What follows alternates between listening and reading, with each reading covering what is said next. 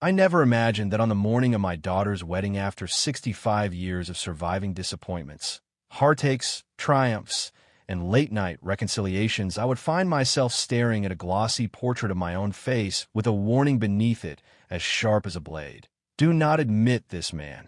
And beside me, my wife Mara's portrait carried its own command. Bar this woman entirely. Two framed photographs, produced with the kind of cold precision you usually see in corporate expos or political fundraisers, stood at the grand doors of the Meridian Hall, the most expensive event space in Eastern Washington. Before we continue, please subscribe to the channel and let us know where you were listening in the comments. They were big, larger than any picture I had ever seen of myself, mounted on tall copper easels that gleamed in the afternoon sun. This was supposed to be Mara's favorite part of the day. The entrance, the greeting line, the familiar murmurs of extended family, the quiet pride of being the bride's parents. Instead, we froze side by side, breath knocked out of us, while strangers shuffled past, whispering, as if we were exhibits in a museum showcasing shame. The doorman, a young fellow, barely out of college, shifted awkwardly when he noticed us. "Sir, ma'am, I'm instructed not to dash." I raised my hand gently. "You're only earning your wages, son." But Mara's grip on my forearm was what steadied me. After 44 years of marriage, I knew her signals. This one said, "Do not let them see you break." Her posture straightened, shoulders back, chin lifted, a stance she hadn't worn since her days managing costume departments for touring theater troupes throughout the 1990s. And so, with quiet dignity, we turned away from our daughter's wedding without speaking a word to anyone. The lobby fell silent behind us. A woman whispered, "Aren't they the bride's parents?" Someone else replied, "I think they were."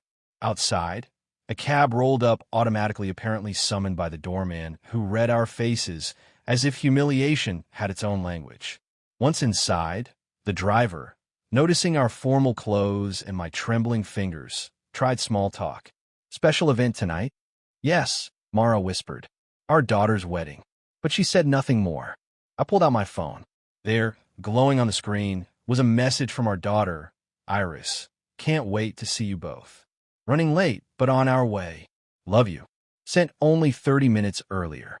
My hands began to shake, not with anger at first, but with disbelief at the distance between her cheerful message and the brutal spectacle waiting at the entrance. Then the trembling steadied, replaced by a colder sensation, one I had not felt in years, back when I managed last-minute crises for theater premieres and charity galas. The voice inside me that solved problems, that enforced standards, that remembered every favor ever owed, that voice resurfaced. Mara noticed the shift. "Harlan," she whispered, "what are you thinking?" "That some people," I said slowly, "have forgotten what respect costs." "And what do you plan to do?" I looked out the window. The city lights flickered across the windshield like a series of small decisions forming a single answer. "I need a couple of hours," I said. "Just 2, before you talk sense into me." She didn't argue this time. "I'm not going to talk you out of anything," she said softly. By the time the taxi dropped us at our brick apartment building, quiet street, mature sycamores lining the block, a place we had lived since Iris was a toddler, I already knew whom I would call first. Decades of producing events had built a network so wide and so loyal that even after retirement, I still received holiday cards, referral checks, and the occasional request for advice. They thought they could embarrass us anonymously. They forgot who I used to be. Inside my office, a modest second bedroom, converted into a workspace, I reached for my old leather-bound Rolodex. Not the digital contacts on my phone, but the thick, time-stamped stack of cards I had written by hand since 1986. To most people, it was outdated. To me, it was leverage. And as I flipped through the names, lighting designers, caterers, production assistants, staging teams, florists, sound techs, I remembered every favor I'd ever granted, every crisis I'd ever solved for them. Someone, somewhere, had decided to ban the bride's parents from her own wedding. Fine. They would have a wedding night they would never forget. When I stepped into my office, the one room in the apartment where time never seemed to move, the familiar scent of old paper and cedar polish steadied me. The window was cracked open, letting in a soft summer breeze. Outside, Children were riding bicycles, and neighbors were grilling on balconies, unaware that a small war had begun inside my chest. My wife Mara drifted into the doorway, still in her dove-gray dress, barefoot now, her heels dangling from 2 fingers. She watched as I pulled the leather Rolodex closer, set a yellow legal pad beside it, and uncapped a pen. "You're really doing this," she murmured. "You saw those portraits, Mara?" "I did." Her voice softened. "But our daughter, she's still our daughter." "And what kind of daughter allows her parents to be displayed like trespassers?" I flipped to the card labeled Gareth Lyons, sound engineering, stagecraft audio. Gareth, who once said I'd save his company during a disastrous charity gala nearly 2 decades earlier. I underlined his name. Mara crossed her arms, leaning against the doorframe. What if Iris didn't know? She sent us a cheerful message half an hour before that public humiliation. She believed we were coming. Someone intercepted that belief. Someone replaced it with distrust. Her fiancé, she asked quietly, or his mother, or both. She didn't argue. Her silence told me she had drawn the same conclusion. I wrote 5 names, each from a part of the event industry that could make or break an evening. Lighting, staging, photography, floral arrangements, audio design. Not destruction, just disruption. The kind that mimics coincidence, but feels like consequence. Mara came inside, sat on the small couch beneath the bookshelf. "Harlan, please don't touch the catering. Food allergies can be dangerous." I stopped writing and met her eyes. "You think I'd risk someone's health?" She hesitated, then shook her head. "No, you'd never, even at your angriest. I'm angry because they stripped us of our dignity, not because I want anyone hurt." Her shoulders dropped a fraction. She believed me. Good. I needed her to. Her voice softened further. "What exactly are you planning?" "Technical turbulence," I said. "Realistic, harmless, unforgettable." She looked at the ceiling with weary resignation. "I married a man who spent his whole life managing chaos. I suppose I shouldn't be surprised that he knows how to create it, too." I grinned faintly. "It's comforting to be underestimated." Her lips twitched. "Who's underestimating you?" "The people who framed our faces like security threats." I turned back to my Rolodex. His voice, gravelly and warm, answered on the second ring. "Harlan? Good heavens, hasn't it been almost a year?" "You all right?" "Doing my best," I said smoothly. "Listen, do you recall that Meridian Hall wedding tonight? The Abernathy ceremony?" "Sure do. Big production. I heard they poured more money into the lighting rigs than most people put into a house." "They're mistaken if they think money buys grace," I replied. Gareth paused. "What do you need?" "You remember the Hamilton Theater crisis in 1999? I asked. He chuckled. "You kept the governor's fundraiser from collapsing. Saved me from losing my contract. I need a favor of similar importance. Nothing dangerous, just a few hiccups in the sound. Subtle if you want. Obvious if you feel theatrical. Another long pause, the kind that measures loyalty." "What did they do to you, Harlan?" "They banned us. Publicly. Our faces on signs. Denied entry." I could almost hear Gareth sit up straighter. "That's monstrous. Say no more. I'll handle it." I scribbled a check mark on my legal pad. Mara whispered one down. I flipped to another name. Quinn had shadowed me when she was barely out of art school. I had given her her first real bookings, taught her how to photograph people when they weren't looking, how to capture sincerity instead of smiles. She picked up with a yawn. "Harlan, is everything okay?" "Not particularly," I said, "but you might be able to help." "For you?" "Always." "What's wrong?" I explained only the necessary parts. The portraits, the humiliation, the silent walk away. Her tone changed instantly. "Tell me what you need." "A corrupted memory card. Maybe 2. Family photos only." Quinn exhaled sharply. "They deserve worse than that, but family photos it is." "Quinn, nobody gets hurt. Only egos." "I can live with that," she said. Another check mark. Mara pressed her hands together, anxiety creasing her brows. "Harlan, this might spin out of control. Not if I stay precise." "You're not precise right now. You're wounded." "There's a difference." I didn't reply. Some wounds sharpen, others distort. Mine was doing both. I found Serena Holtz, owner of Bloom River Designs. Serena owed me countless favors. I'd recommended her early in her career when her budget barely stretched to a bucket of carnations. When she answered, cheerful as always, I explained what happened. Her voice darkened. They displayed you like fugitives? What kind of people do that? The kind who need reminding that cruelty echoes, I said. What do you want? Just accent choices. Floral placements that lean toward inconvenience. Nothing that harms. She hummed thoughtfully. Their plan includes rare white orchids. They bruise easily. If exposed too long, their petals collapse. Interesting, I said. Shall I arrange them in the warmest corners of the room? She asked. That would be appropriate. 3 check marks. Mara watched me, torn between disapproval and heartbreak. You're not asking me to stop you. No, I said, because I already know what you'd say. And I also know why you're not saying it. She looked down, twisting a loose thread on the couch cushion. You're doing this for both of us, she said softly. But be careful, Harlan. Revenge changes people. I know. Then she whispered the part that struck deeper than the humiliation. I don't want it to change you. I closed my Rolodex. It won T. I lied. Because a part of me already felt different, something colder, something older than age. The apartment felt too quiet once I put the Rolodex away. No television, no music, just the hum of the refrigerator and the faint city noises drifting in through the cracked window.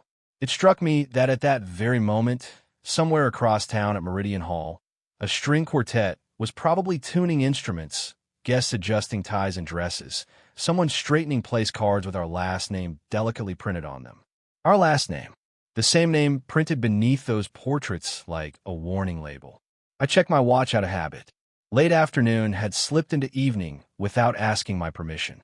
By now, the ceremony would be close to starting. Iris walking down the aisle on someone else's arm, since I had been effectively erased from the program. I had pictured that walk for years. Imagine how my hand would tremble on hers, how it would whisper something only she could hear. Now, the aisle would feel different for her, whether she admitted it or not. Mara had curled up on the small couch with her knees tucked under her skirt, arms wrapped around herself. Her dress a soft dove gray. She chose precisely because Iris had once said it made her look regal, now looked like battle attire worn after the war ended. I sat at my desk, pen resting on the legal pad, staring at the names I had marked. The ink looked too dark, too final. For the first time since leaving Meridian Hall, doubt crept in. What if she truly did not know? Mara asked suddenly, her voice breaking the stillness. I did not answer right away. I imagined Iris laughing with her bridesmaids, checking her makeup, adjusting her veil, entirely unaware her parents had been turned away like persistent salespeople. Then the people around her are worse than I thought, I said finally. And she chose them. Mara flinched at that word, chose. I hated myself a little for saying it. My phone buzzed on the desk, the vibration sharp in the quiet room. For a second, I hoped it was Iris, some frantic message explaining everything, begging us to come back, promising to fix it. Instead, the screen flashed a name I had not seen in weeks. Noah. Our son. Our eldest. The one who had moved 3 states away years earlier and built a life that seemed perpetually in motion. He rarely called without scheduling a time first. I answered immediately. Noah. Dad. I've been texting you. What is going on? Iris's wedding is today, right? I figured you would be sending photos, not going radio silent. Mara sat up straight, eyes fixed on me. We were not allowed in, I said calmly. Silence crackled on the line. Then Noah's voice, sharper. What do you mean, not allowed in? They displayed our portraits at the entrance, I explained, with instructions not to admit us. You are joking, he said. I wish I were. Who did that? Iris? Her fiancé? His family. We were not given a label under the portraits. Just a command. He swore under his breath. I heard him pacing. I could picture his small kitchen. The one he complained had no storage, his socked feet sliding on linoleum. That is sick, he said. Are you serious? At the entrance? In front of everyone. Yes. And you just left? His voice cracked between outrage and disbelief. What would you have had us do? I asked. Argue in the lobby? Throw things? Make exactly the kind of scene they were expecting. Mara leaned toward the phone. We left because your father insisted on dignity, she said, even when they tried to strip us of it. Noah exhaled slowly. I am booking a flight tomorrow, he said. This is insane. I should be there. It is Iris's wedding night, I reminded him. By the time you arrived, the damage would already be done. Maybe it should be, he muttered. Then after a pause, Dad, what are you doing? Your voice sounds like it did when a show was falling apart and you had to fix it in an hour. I glanced at the legal pad, at the check marks, at the names. I'm doing what I know, I admitted. You are going to sabotage the wedding, he said flatly. Mara's head snapped toward me, eyes warning. I could feel her silently willing me to choose my words carefully. I'm going to remind them that actions have consequences, I replied. But I'm not touching anything that endangers anyone. No food, no physical harm. Just glitches. Noah was quiet for a long moment. When he spoke, his voice was oddly calm. Do you need help? Maramouth. No. Her eyes begged me.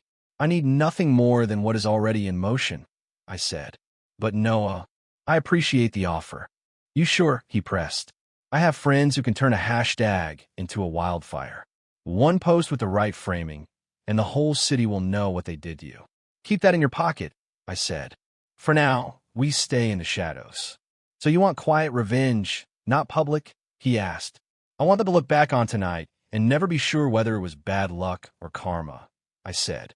I want them to feel deep in their bones that humiliating us came at a cost. He exhaled.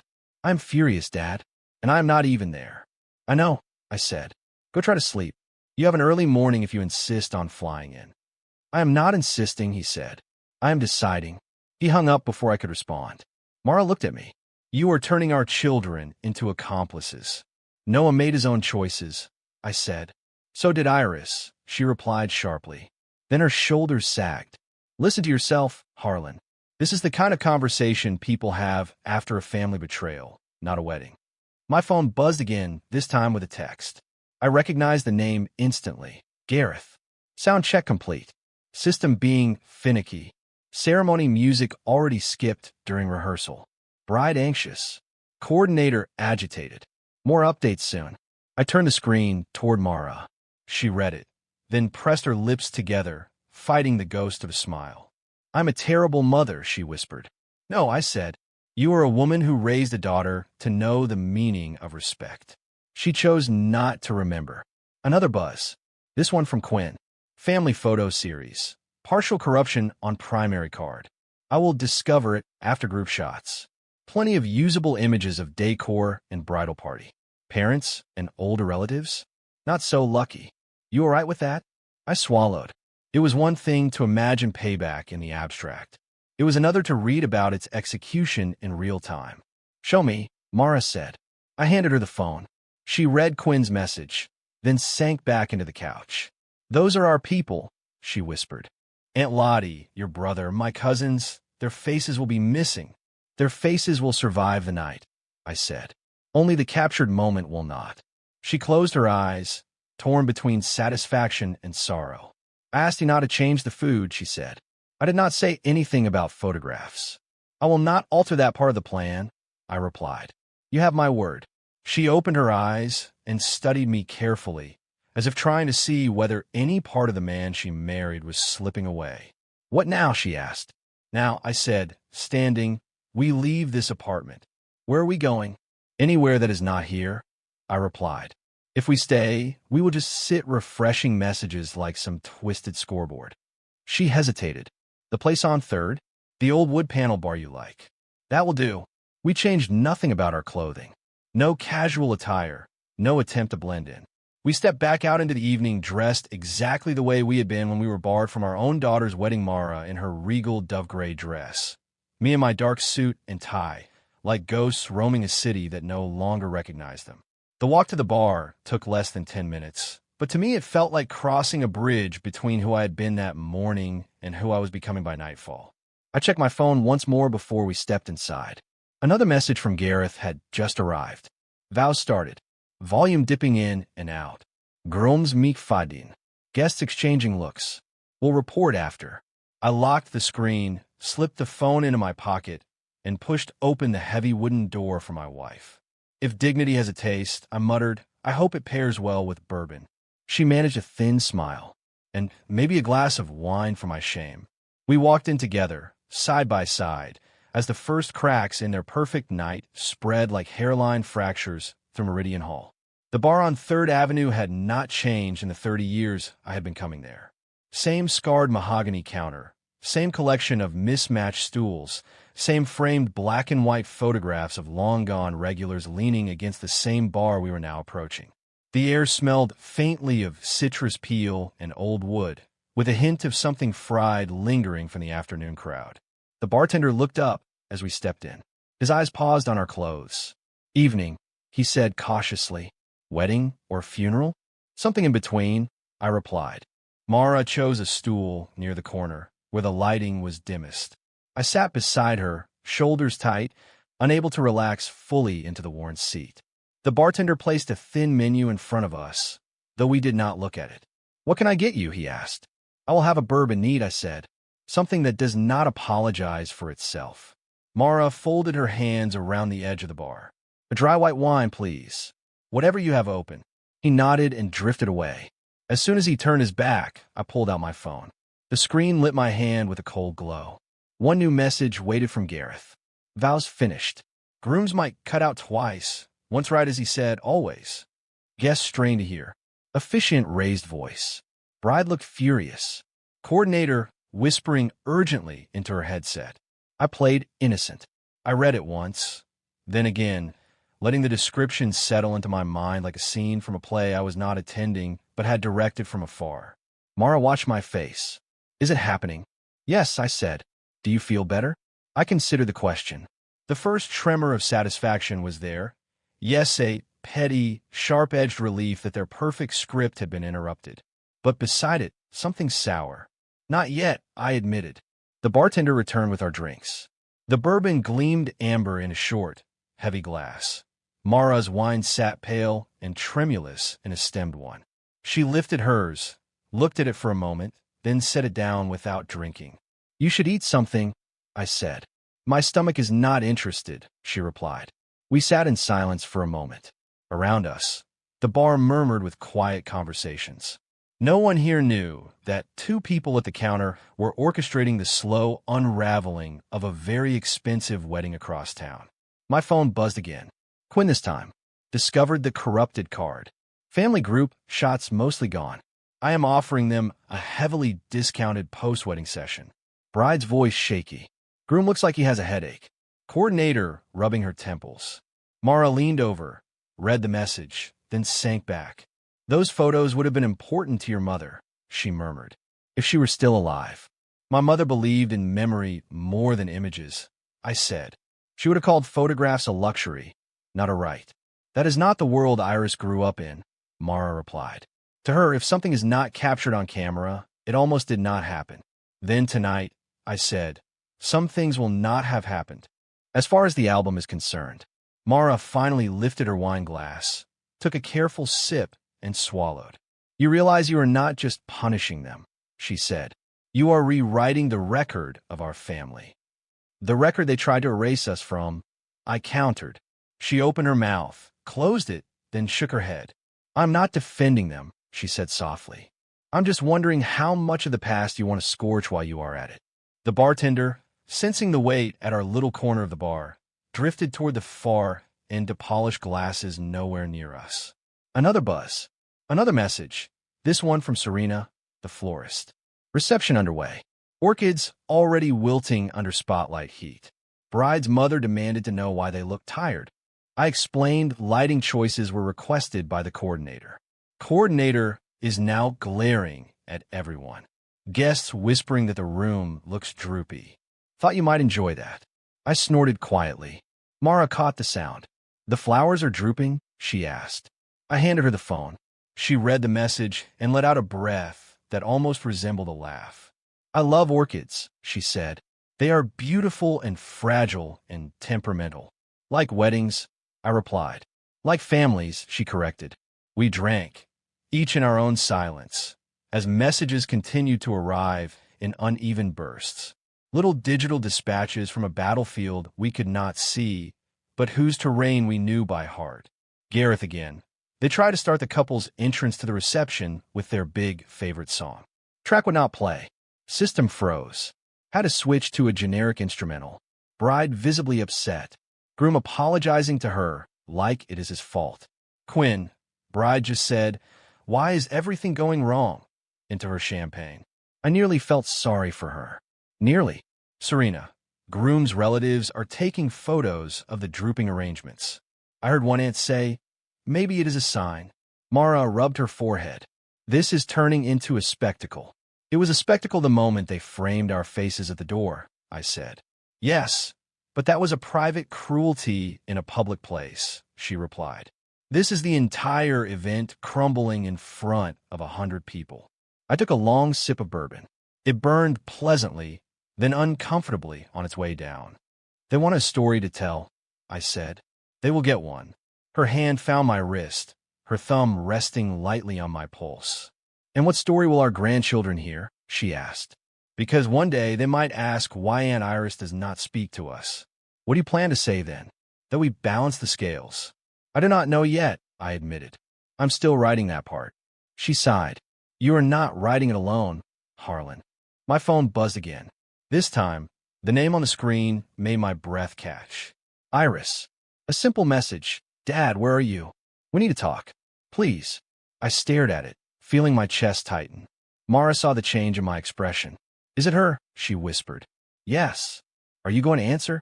I did not immediately. Instead, my thoughts filled with images of her as a child missing front teeth, lopsided braids, the way she once clung to my leg backstage at a theater because the world seemed too big and loud. I typed back slowly. "We came to the venue. We saw the entrance. We left." Her reply was almost instantaneous. "I did not know about the signs. I swear. I found out after. I am so sorry. Please answer when I call." The phone started ringing before I even finished reading the text. Her name pulsed on the screen. "Take it," Mara said. I put the phone on the bar, staring at it as it vibrated. The ring seemed louder than the bar's hum, louder than the music filtering through the speakers.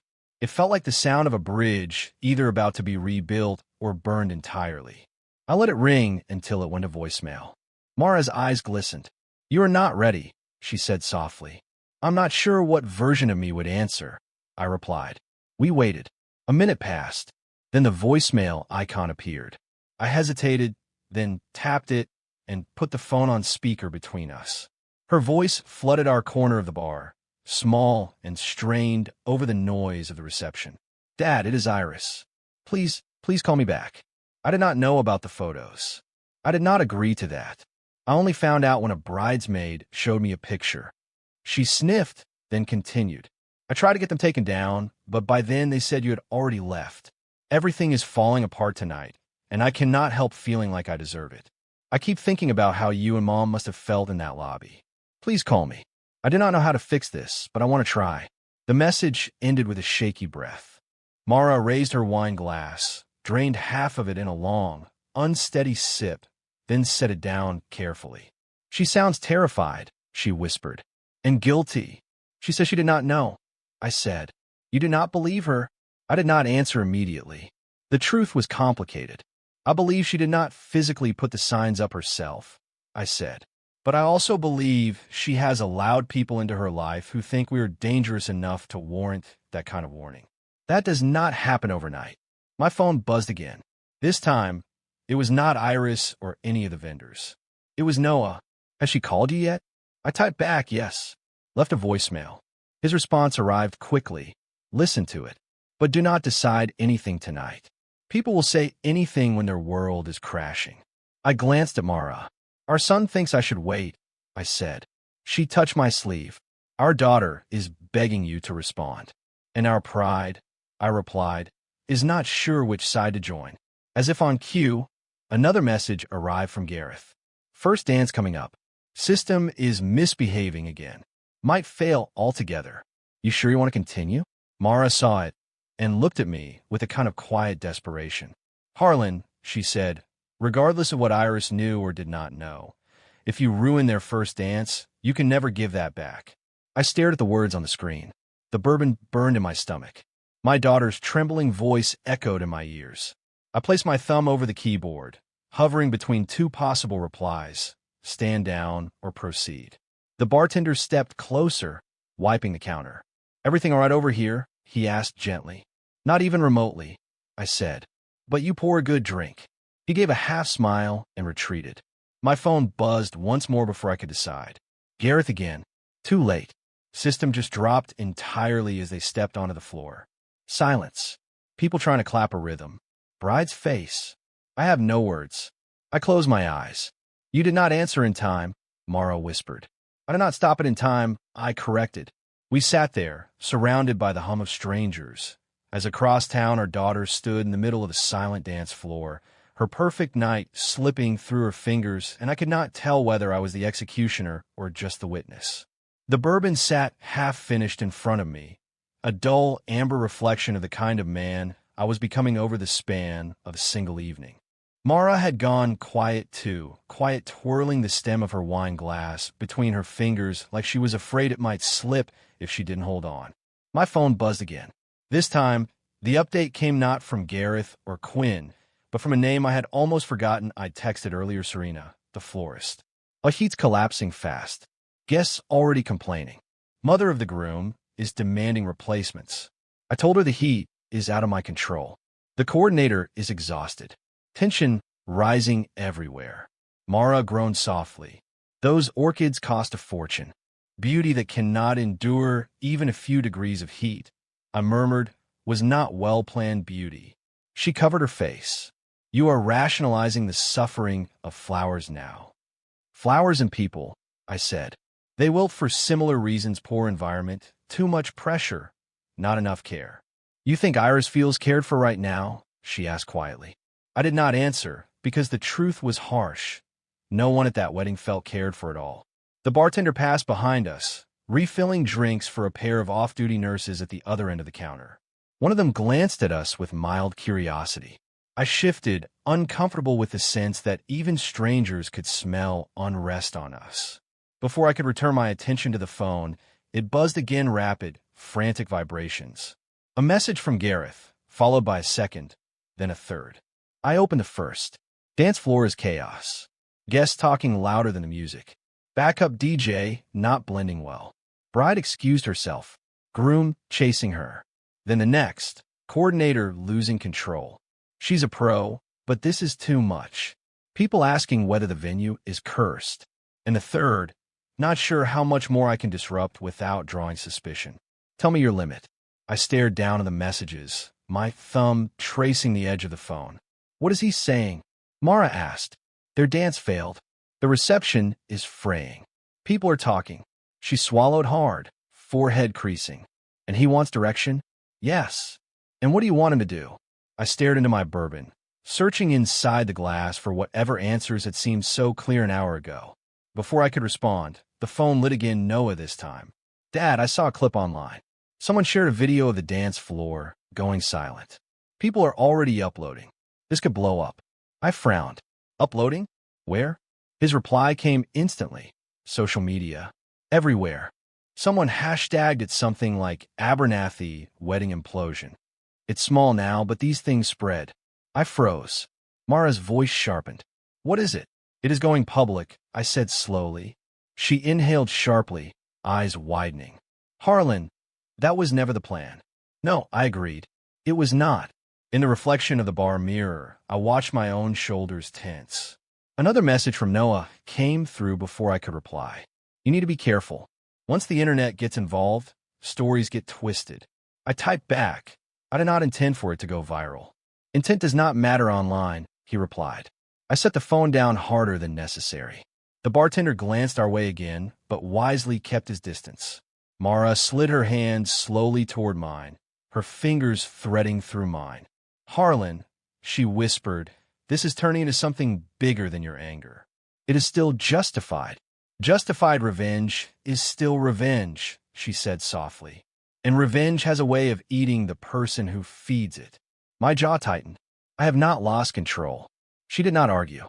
She simply reached for her glass again, took a measured sip, and stared ahead at nothing. Another buzz. This time it was Quinn. Bride is crying in the hallway.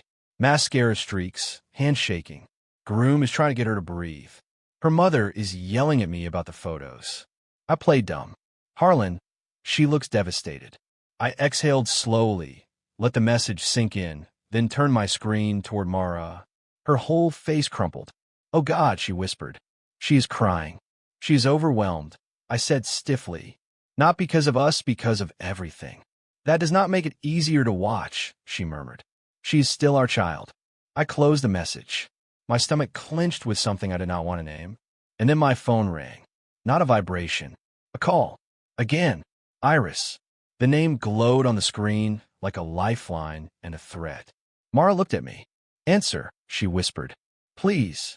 This time I did. Her voice was barely more than a breath. Dad, are you there?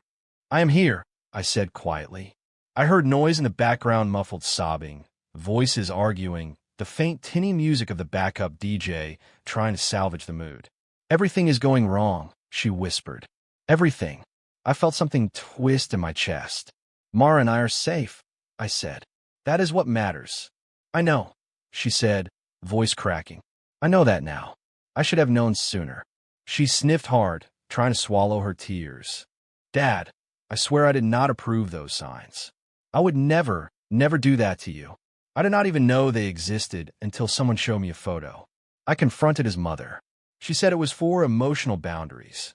I told her she crossed a line. She pushed back. Dad, I feel like I am losing control of everything. Her voice trembled in my ear, and suddenly I wasn't sitting in a bar anymore. I was back in our old kitchen, holding her after she scraped her knee at age 7, telling her the world wasn't as scary as it felt. But the world is scary, and sometimes we make it scarier. Did you know about any of it in advance? I asked gently but firmly. No, she said. I swear on everything. Dad, I wanted you there. I wanted Mom there. I thought today would be beautiful. Her voice cracked into a sob, and now it is ruined. Something inside me thudded, guilt or pride or both. Iris, I said slowly, you chose people who do not respect us.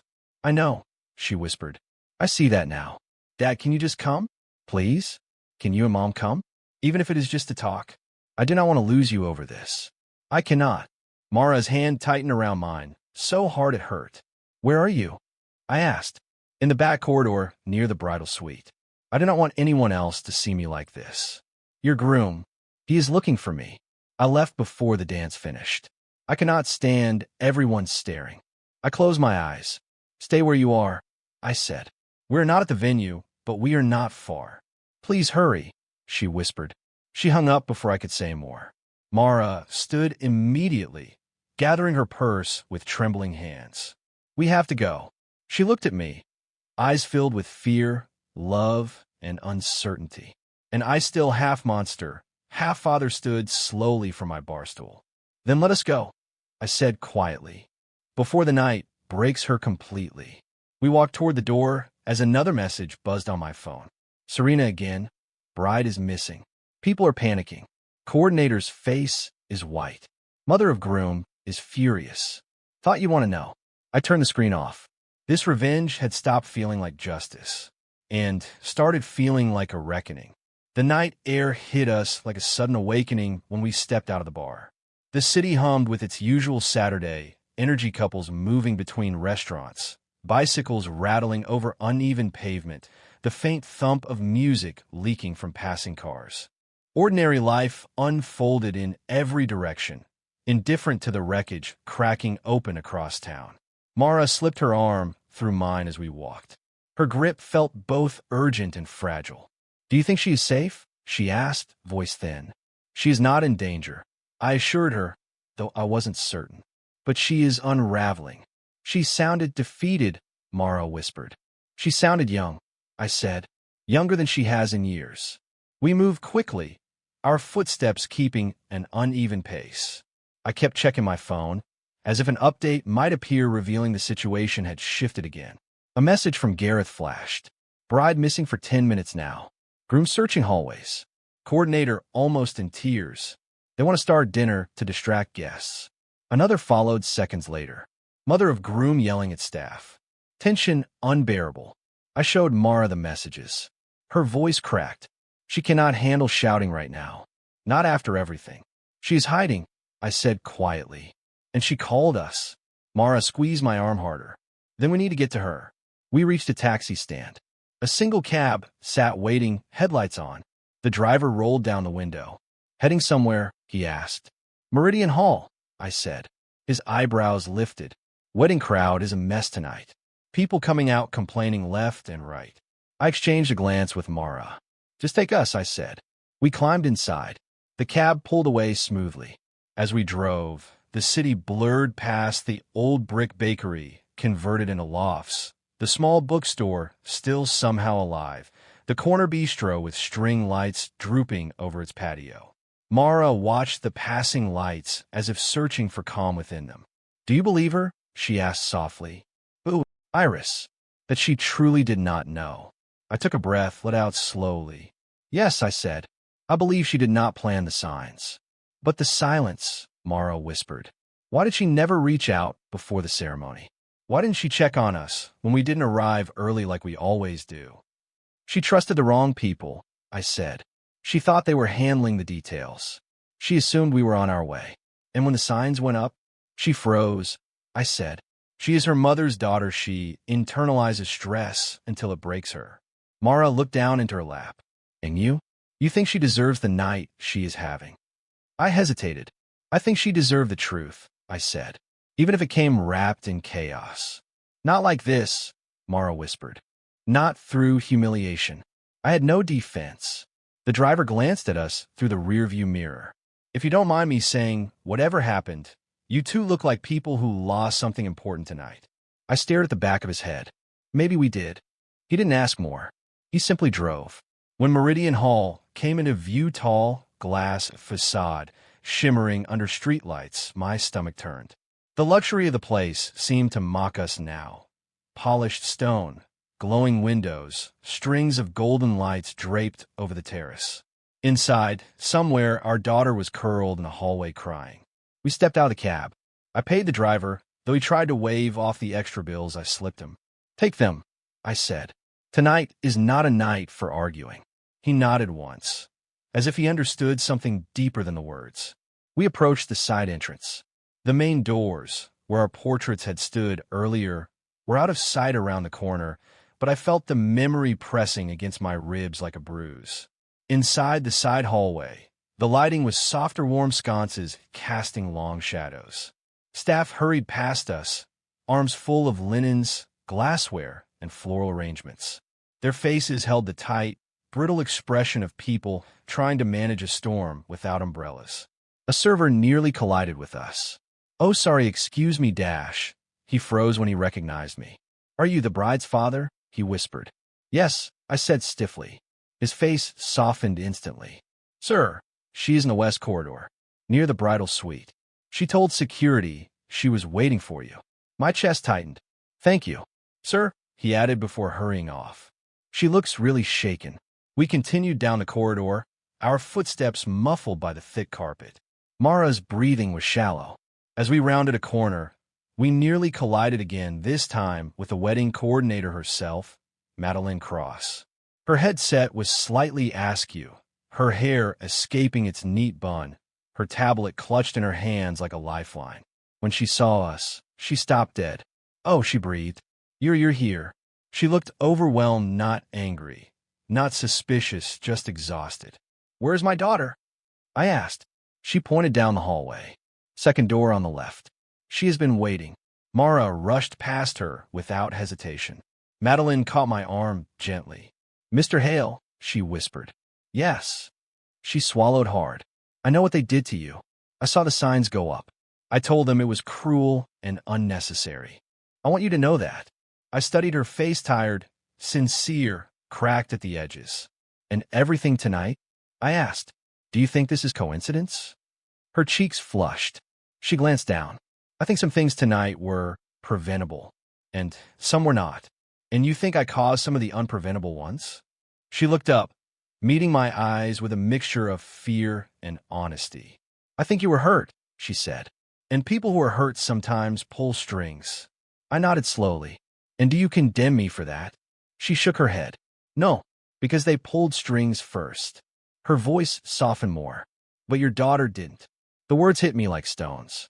Before I could respond, she stepped aside. "Go to her," she said. "Whatever happened tonight, she needs her father." I walked down the hall. The door ahead of me was half open. Through the gap, I could see Mara kneeling on the carpet, arms around our daughter. Iris was sobbing in her mother's shoulder, white gown rumpled, veil pushed aside, mascara streaking down her cheeks like war paint melted by rain. When she looked up and saw me, something inside her broke again. "Dad," she whispered, reaching out a trembling hand. And I realized every ounce of power I thought I held over this night meant nothing compared to that single word. I stepped into the dimly lit sitting room of the bridal suite, closing the door gently behind me. The soft click echoed louder than it should have, as though announcing a moment none of us were prepared for. Iris sat on the low velvet bench near the vanity, her gown pooled around her like spilled cream. Makeup streaks ran down her face, sheening under the yellow light. Mara held her shoulders, hands trembling slightly. Mother and daughter looked so unbearably fragile together that my chest tightened. When Iris reached toward me, her fingers shook. "Dad," she whispered, voice frayed. "Please just sit with me." I moved slowly, as if afraid any sudden motion might cause her to shatter.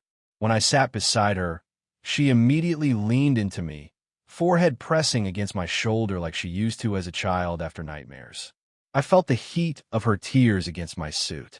"I'm so sorry," she choked. "I never wanted tonight to look like this." I rested a hand gently on her back, but her breath hitched again, and she pulled away to face me. "Dad, I need to explain. The signs." Her voice cracked, and she swallowed painfully. "I did not know they were going to do that." "Then who did?" I asked softly. She clasped her shaking hands in her lap. "His mother, and then Liam, her fiancé." My jaw tightened, but I forced myself to stay calm. "Tell me everything," I said. Iris wiped her eyes with the back of her hand, smearing the mascara further. "It started weeks ago," she whispered. "Liam's mother Margot kept saying the wedding needed to feel elevated. She said inviting too many older relatives might make the guest list feel dated." Mara gasped softly. "Dated?" "Yes." Iris squeezed her eyes shut. "She said that weddings today should focus on youthful energy. She kept pushing the idea that family traditions would make things stale." I argued. I swear I did. "But Liam asked me not to make waves." "Because he did not want to upset her," I murmured. She nodded, shame heavy in the gesture. "I thought it was just nitpicking. I did not think it would escalate to this." She gestured vaguely toward the memory of the entrance. The signs, the band, it was like something out of a nightmare. She began trembling again. When a bridesmaid showed me the photo, I ran to the entrance. But they were already gone. The signs were being taken down because one of the uncles complained they were creepy as hell. My jaw clenched involuntarily. "So even the guests knew it was wrong," I said. "Yes." Iris covered her face with her hands. "Dad," I was horrified. I confronted Margot and Liam both. I told them it was cruel. I told them you would never forgive me. I told them it made you look like criminals. "And what did they say?" I asked, though I already feared the answer. Iris's voice went flat, almost numb. "Liam said he thought it was only temporary, just to make sure there were no unexpected tensions during the ceremony." "Tensions?" Mara echoed incredulously. Iris nodded slowly. "He accused you of trying to influence decisions. Like the venue, the menu, the vendors." She swallowed hard. "His mother said she was protecting him from domineering parents." My breath stilled. "Domineering?" "Yes," Iris whispered. "She twisted every offer you made your vendor suggestions, your attempts to help into something manipulative. And I let her." Her voice wavered again. "I let her poison the way I saw things.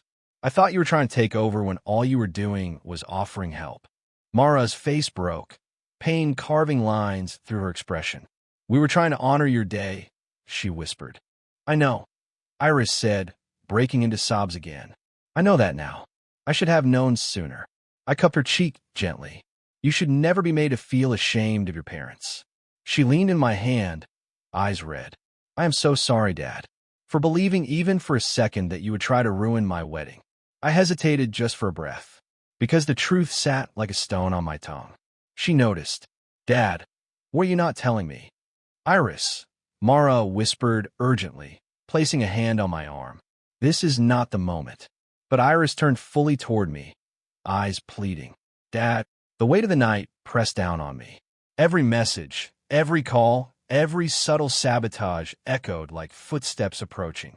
She asked again, softer. Did you do something? Tonight, did you have a hand in it? The air in the room thickened. Before I could answer, chaos erupted outside the door. Raised voices, heavy footsteps, something crashing. Mara rose immediately, startled. The door swung open abruptly. Margot, the groom's mother, barged in, cheeks flushed with fury, hair immaculate despite her fraying composure. Her voice cracked like a whip. There you are. Do you have any idea what kind of humiliation you are causing my family tonight? She stopped dead when she saw Mara and me. Her face contorted. You, she hissed. You too. The nerve to sneak in after all the disruption. Sneak in? I repeated, voice low. Yes, she snapped. You are not permitted. Permitted? Mara's voice sharped like splintering glass. This is our daughter's wedding, not a prison yard. Margot scoffed. Iris, tell them to leave. They are making everything worse. The event is falling apart. The staff is incompetent. The music is failing. Her eyes flickered toward me with seething suspicion. Unless, she said slowly, someone has been tampering. Iris stood abruptly, wiping her face. Mom, stop. Please stop. No, Margot said firmly. This wedding has been cursed since they tried to control it. I will not have it blamed on us. Enough, I said. My voice cut through the room like a clean blade. Margot's eyes widened slightly, thrown by the tone. This night fell apart, I said steadily, because of arrogance, because of manipulation, because someone decided they knew better than the family they were marrying into. She opened her mouth, but I held up a hand. And because you, I said, voice deepening, treated us like intruders. Silence. Heavy. Echoing. Unbreakable. Then, what did you do? She whispered. And even Iris held her breath. But before I could speak, a new voice sounded from the hallway, raw, defeated. Margot. Liam stepped into the doorway, tie loosened, eyes glassy. He looked at Iris, then at us, then at his mother. It is over, he said quietly. Margot spun. What are you talking about? He swallowed hard, voice trembling. Iris is leaving you. And I think she is right. The room froze. Iris gasped. Mara covered her mouth. I felt something cold in my chest shift, unsure whether it was triumph or regret. Liam stepped farther into the room. Because tonight, he said, I finally saw who you really are. For a moment, none of us spoke. Liam stood in the doorway like a man who had aged 20 years in one evening. Shoulders slumped, jaw trembling, eyes rimmed red. His tuxedo jacket hung, wrinkled in his hand, as if he'd yanked it off in frustration. Margot stared at him as though he had betrayed her personally. What are you saying? She demanded, taking a step forward. Liam did not move. I am saying, he repeated softly, that Iris is right to walk away, and that I cannot defend you anymore. His mother's face hardened. Defend me? I have been protecting you. From their influence, from their dash. Enough, he said louder this time. Just enough. The word hit her like a physical blow. She stepped back, stunned. Iris looked between mother and son, tears gathering again, but this time, they weren't from humiliation. They were from grief, from truth. Liam, she whispered, voice cracking. You do not have to do this.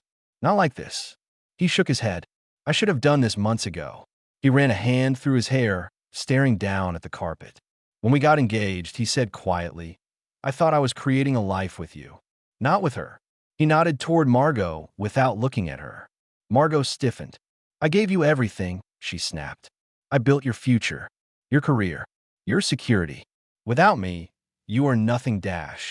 Without you, Liam interrupted sharply. I might have been someone braver. The words were heavy enough to make even Mara inhale sharply. Iris reached out, touching his forearm gently. Liam, we could have worked this out. Could we? He asked, looking at her with eyes full of sorrow. You tried. I did not. And that is on me. She shook her head quickly. No, this is not the time for dash. But Liam stepped closer, lowering his voice. I let her twist everything, he said. I let her convince me your parents were trying to control the wedding, that they were overreaching, that their offers were power plays. She said they were old-fashioned manipulators. I flinched. Mara closed her eyes. I believed her, he went on. And because I believed her, I let those signs go up without stopping them. I let you live through that humiliation. His voice broke. I watched your parents walk away from the venue from a side window, he admitted. I saw your mother wipe her eyes. I saw your father's hands shaking. He looked directly at me. I saw you hesitate. And then I saw you straighten your back and walk away with dignity. And I thought, God, what have we done? A heavy silence followed. Even Margot quieted. I should have stopped it, Liam whispered. I should have stood up to my mother the way a real partner would. He swallowed, voice frayed. But I didn't, and everything fell apart because of it. Margot's voice cut in shrill, panicked. Do not blame yourself. This was out of your control. That woman Dash, she pointed at Mara, has been sticking her nose into wedding decisions for months. My wife's head snapped up, and for the first time all night, I saw the old fire return to her posture pride, anger, and dignity woven into one sharp line. I offered suggestions, Mara said evenly. Not demands. Margot scoffed. Oh, spare me, Dash. And even if I had made demands, Mara continued, voice rising, that does not justify cruelty. That does not justify banning us from our daughter's wedding. That does not justify treating us like pests to be exterminated. Margot opened her mouth to retort, but Liam held up a hand. No, he said firmly. Mom, please leave. She recoiled. Excuse me? You heard me, he said. Leave. I will do no such dash. Do you want to see your son again after tonight? He asked quietly. That stopped her. The silence stretched, thick enough to choke on. Margot's throat bobbed as she swallowed, her eyes darting between him, Iris, and us. She finally stepped backward, fury simmering under her skin, but the fear of losing him pulling her toward the door. This is not over, she hissed. Not by a long shot. It is, he said without looking at her. She stood frozen, then turned on her heel and stormed out so fast her heels echoed violently off the hallway walls. The door slammed behind her. The moment she was gone, Liam exhaled shakily, as though letting out months of held breath. Iris whispered, I am so sorry, Liam. I did not want it to come to this. He gave a weak, sad smile. I know. He reached for her hand, but she hesitated. I do not know if this is fixable, she said honestly. Not tonight. Maybe not ever. His face faltered, then steadied. I know, he said again. And I am not here to save the wedding. I am here to be honest for the first time. He turned toward me and Mara. I owe you both an apology, he said, voice shaking. For the signs. For believing the worst of you. For not looking at the evidence in front of me how much you loved Iris. How much you tried to support her. He bowed his head slightly. I was weak. I'm sorry. The apology should have satisfied me. Should have validated all the anger I had carried since the moment those portraits stared at us in silent accusation. Instead, I felt something unexpected, the weight of responsibility shifting in my chest, because now I saw the truth more clearly. We weren't the only ones manipulated by Margot's influence. We weren't the only ones hurt by this night, and we weren't the only ones who had made choices with consequences. Iris wiped her cheeks again, then turned toward me. Dad, she whispered, before everything happened, I asked you something, and you didn't answer. Her voice trembled. Did you have anything to do with all of this? The question lingered in the air like a match hovering over dry leaves. I took a slow breath. Mara closed her eyes. Liam held still. Iris stared at me, vulnerable, fearful, waiting. And for the first time that night, I felt the full gravity of every call I'd made, every favor I'd cashed in, every ripple of chaos I'd unleashed. She whispered again, Dad, did you? I opened my mouth, but before I could speak, a violent pounding erupted on the door. We all startled. A panicked voice shouted from the hallway. Everyone come quick. The reception has erupted. Guests are fighting. Security is trying to break it up. Iris gasped, covering her mouth. Mara grabbed my arm. Liam whispered, horrified. "Oh, God, what have we done?" And I realized the night had spun far beyond anyone's control, including mine. The knocking did not stop. It grew louder, more frantic fists slamming against wood with the urgency of someone trying to wake the dead. The door rattled, and a muffled voice shouted again. "Please, anyone, we need help. It's getting out of hand out there." Liam moved first, yanking open the door. A young staff member stood panting in the hallway, cheeks flushed, bow tie crooked, apron streaked with what looked distressingly like spilled wine. His eyes widened at the sight of us. "Oh, good," he gasped. "You're all here." The guests, they're shouting, shoving some people are recording everything dash. He pointed shakily toward the direction of the ballroom. Security is overwhelmed. There are not enough of them. The mother of the groom is screaming at everyone. Someone threw a centerpiece. People are arguing about who caused the disasters tonight. He looked directly at me, then just for a split second before glancing away. My stomach clenched. Iris stood slowly, smoothing her gown as though remembering she was still wearing one. The fabric rippled like disturbed water. "I cannot dash," she whispered. "I cannot face them. Not like this." Mara wrapped an arm around her. "You do not have to." But the young staffer shook his head quickly.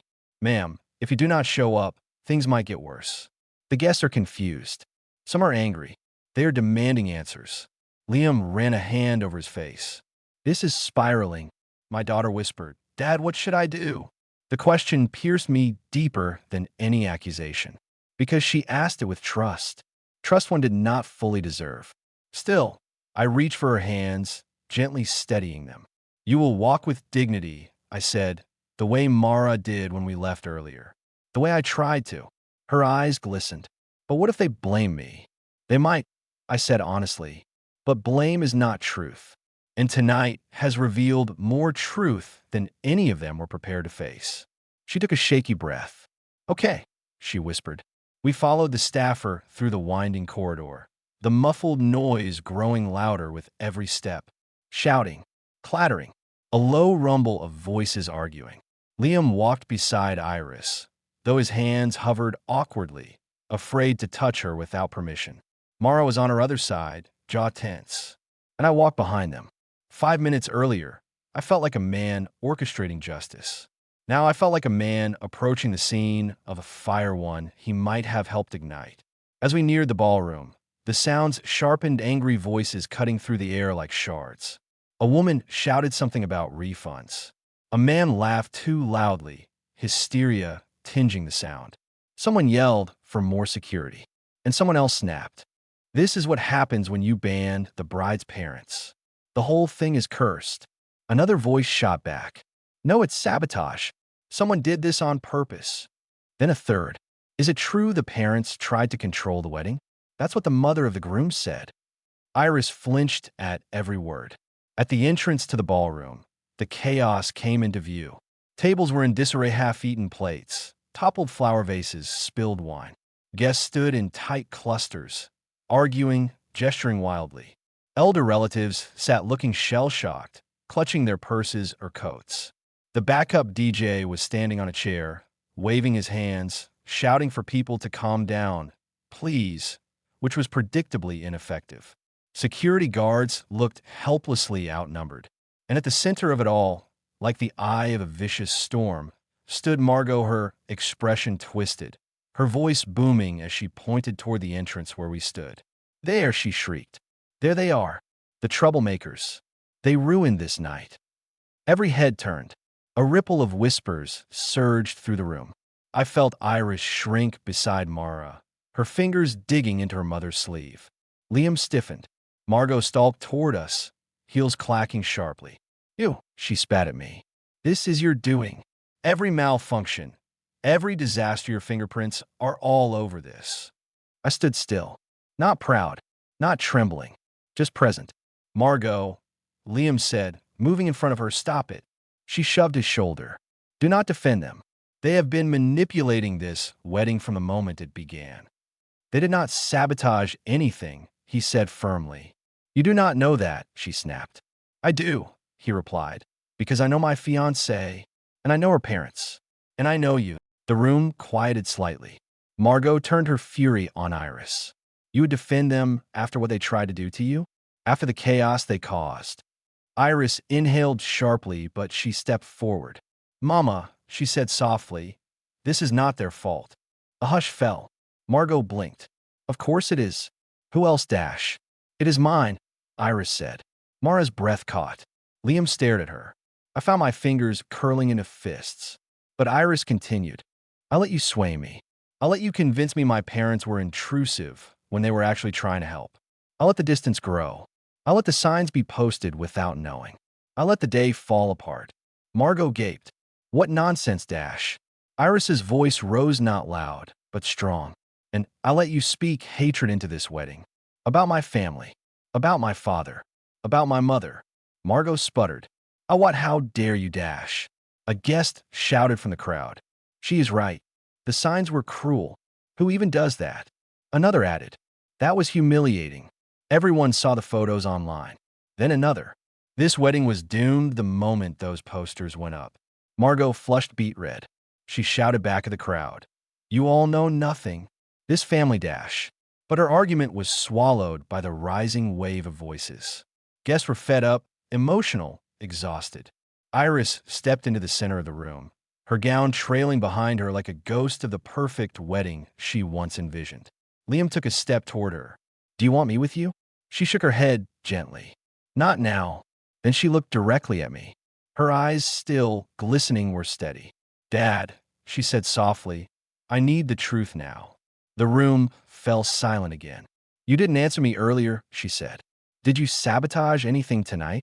Hundreds of eyes swung toward me. Mara held her breath. Liam looked pale.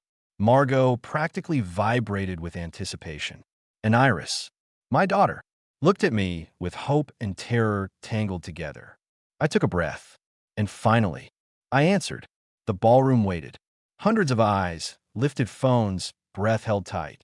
And my daughter, my Iris, standing before me, trembling and brave, waiting for the one answer she feared and needed in equal measure. Dad, she whispered, did you sabotage my wedding? The word wedding burned. The word dad burned more. I looked at her, not at the ruined decor, the chaotic guests, the trembling servers, or the shattered expectations, but at her, the girl whose scraped knees I once bandaged, whose nightmares I chased away, whose heart I wanted only to protect. Yes, I said quietly. Some of it. A collective gasp washed through the room. Margot's lips curled in triumph. Mara closed her eyes in pain. Liam froze like stone. I raised a hand, steady, not defensive. I did not cause every broken thing, I said, but I nudged some failures along. And I regret none of it except how it hurt you. Iris stared at me, wounded but listening. I watched your mother cry in a taxi, I continued.